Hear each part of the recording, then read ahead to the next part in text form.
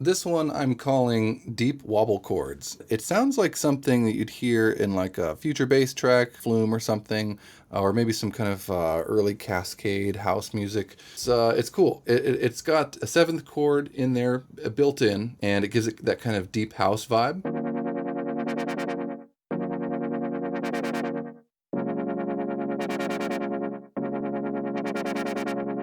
And when you press down on the keys, the pressure actually adjusts the LFO amount, which is controlling the low pass filter frequency. And so what you get is when you press down on the chords, it kind of opens up the sound. It opens up the chords a little bit.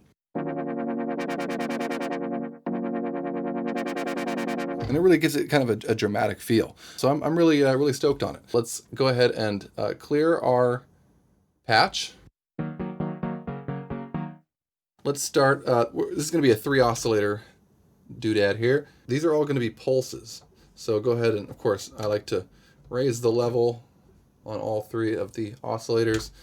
Go back to oscillator 1 and let's dial in pulse 93 for oscillator number 1.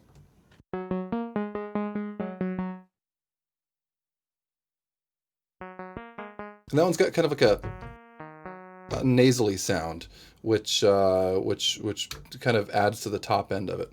And then number 2 is going to be pulse wave 50. And that one has a bit more body. And so you're just hearing, I turned down 3, you're just hearing 1 and 2 here. So it gives a little bit more body. We're going to bring the frequency of oscillator 2 up 7 semitones. So we'll start here at C0. 1, 2, 3, 4, 5, 6, 7. So that makes it a 7th.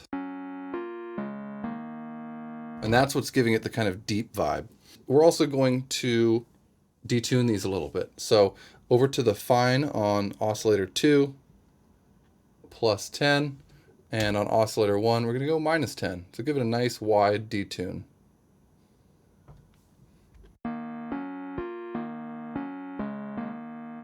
Cool. And let's bring oscillator 3 back up. I just turned that temporarily down so we could hear the other 2 oscillators. So that's making things thicker. Let's go over to the wave shape of oscillator 3 and let's dial in wave shape 32. And there's a chart somewhere online of all of the shapes of these waves.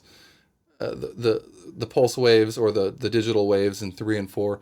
It's online somewhere. I've got it on my computer, but to be honest, it's such a hassle to look at them. I tend to just listen to them by ear and kind of figure out what character they're going to give any given oscillator, and I choose it like that. With that, cool, sounding good. Let's go over to our low pass filter, VCF, and we're going to adjust the filter frequency to 100. Kind of darkens things up, but that's going to change once we automate it. So now let's go over to our envelope 3. I'm a huge fan of envelope 3. Let's dial in the attack to be 23. The decay is 54. Sustain, nice quick disdain, nice quick sustain at 8. The release is going to be 31. So now that's not doing anything yet, so we got to apply it with a destination knob. We're going to dial in oscillator all level. We're going to dial up the amount to 99. And this is a weird one. So the beautiful thing about the polyevolver is it's kind of like a modular synth setup in a keyboard. And a lot of times what you're doing is you're just trying things, modulating other things to see what happens. And with this one in particular, I'm not entirely sure what it's doing. I've got the destination to envelope 3 to the level of all of the oscillators. So it's almost acting as like another envelope on top of the amplifier envelope that we're going to add. And I guess that would just make it louder kind of, but it kind of adds something to it. Let's open up the filter so you can see. I'll take it down. So that's without it. And with it.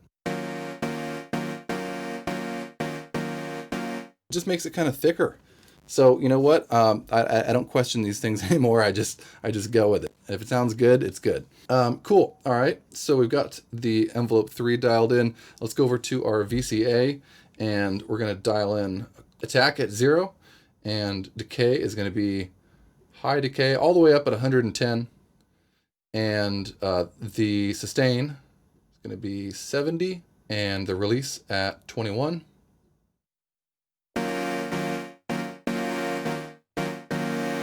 I'm going to bring my filter back down to 100. Filter frequency. And you can see, you can hear actually, the polyevolver attaches the pressure of the keys to, I think, to the filter frequency standard, like in the initialized preset. So it already gives us a little bit of dynamics to our performance just by default, which is cool. All right, now we're going to head over to our modulators. We're going to choose mod 1, and we're going to change the source to pressure and the destination to LFO 1 amount. And we're going to make the amount of that modulator 99, so dial it all the way up.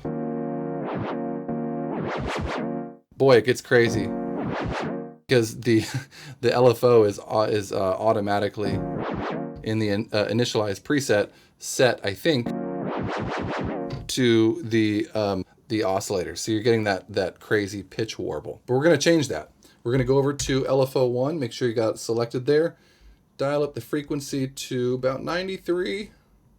And again, this will change, you'll want to change the frequency of the LFO to kind of match whatever song you're making, right? So if you're making like future bass or something, you're going to want to either rake it up so it's faster or slow it down even more than house. And change the amount to 30. Keep the shape as triangle, which it is by default. And then we're going to change the destination of LFO 1 to low pass. And what that's going to do is it's going to give us those deep warble. And as you press harder on the keys, it opens up the filter at the same time.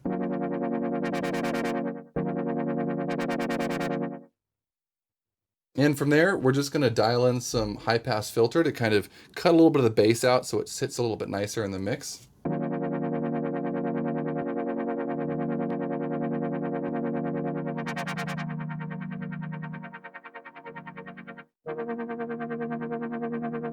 And I brought the high pass filter to 17, so it's cutting out some of the bass, but not all of it. Still keeps it nice and warm